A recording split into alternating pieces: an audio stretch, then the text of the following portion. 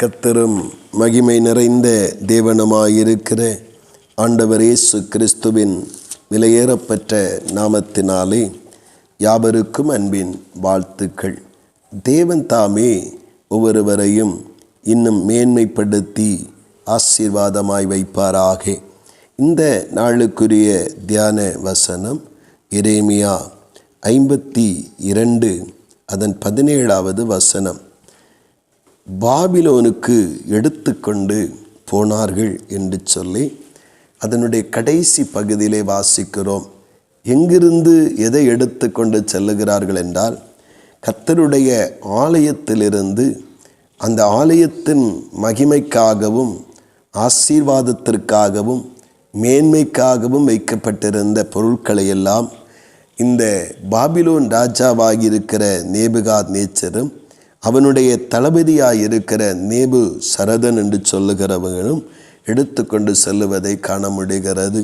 ஆண்டவருடைய நாமத்தினாலே ஆலயத்தில் இருக்கிற உன்னதங்கள், ஆலயத்தில் இருக்கிற உச்சிதங்களை எல்லாம், மேன்மையானவைகளை எல்லாம் எடுத்துக்கொண்டு சென்று விடுகிறார்கள். நீங்கள் கவனிக்கும் பொழுது பழைய ஏற்பாட்டிலே சரீரமாகிய ஆலயத்தை காட்டிலும் பூமியில் கட்டப்பட்டிருந்த ஆலயம் மிகவும் கனம் பெற்றதாய் இருந்தது. அங்கிருந்து பொன், வெள்ளி, வெண்கலங்கள் எல்லாம் எடுத்து கொண்டு போய் அதை வெறுமையாக்கி தகர்த்து போடுவதை காண முடிகிறது.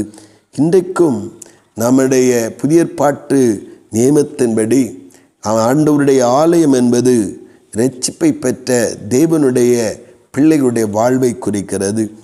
நீங்களே அந்த ஆலயம் என்று 1 கொரிந்தியர் 3:16 நாம் வாசிக்கிறோம்.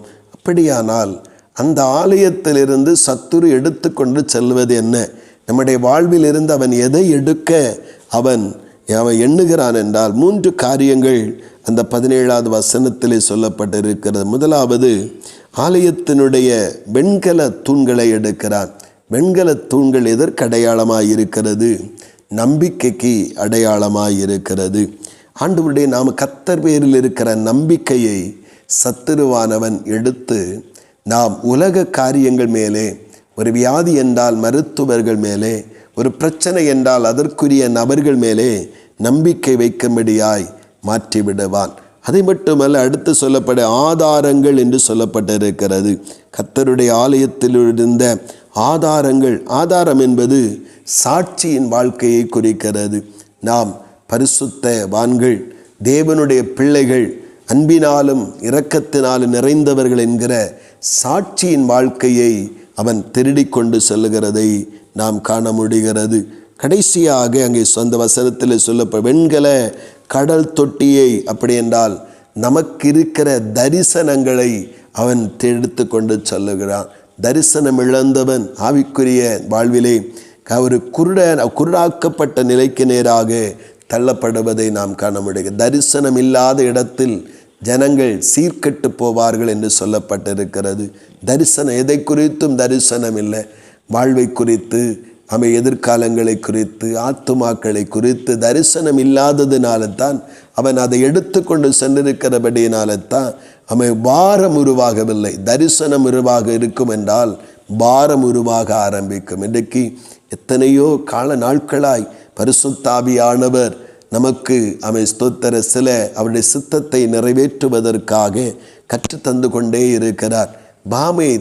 தரிசனமாய் மாறும் என்றால் பாரம் உருவாக ஆரம்பிக்கும். இப்போ சத்துரு நம்மை விட்டு, நம் தேவனுடைய ஆலயமாகிய நம்மை விட்டு எடுத்து கொண்டு செல்லுகிற காரியம் 3. 1, நம்பிக்கை எடுத்து கொண்டு செல்லுவான்.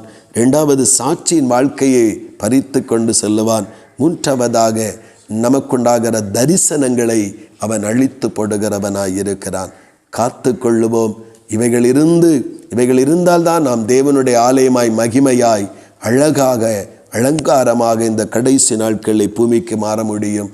இதை காத்து சத்துரு பறித்து கொள்ளாதபடி நிற்க உதவி செய்வாராக. ஆமேன், ஆமேன். செபிப்போம். பரலோகத்தின் நல்ல ஆண்டவரே, பரிசுத்தமான நல்ல இந்த காலை நேரத்திற்காக ஸ்தோத்திரம். நீர் தந்த சத்திய வெளிச்சத்திற்காக ஸ்தோத்திரம். தகப்பனே, ஆண்டவரே, பழைய ஏற்பாட்டின் ஆலயத்தில் இருந்து அதன் மகிமையாயிருந்த அத்தனையும் பாபிலோன் ராஜா எடுத்து கொண்டு போனான்.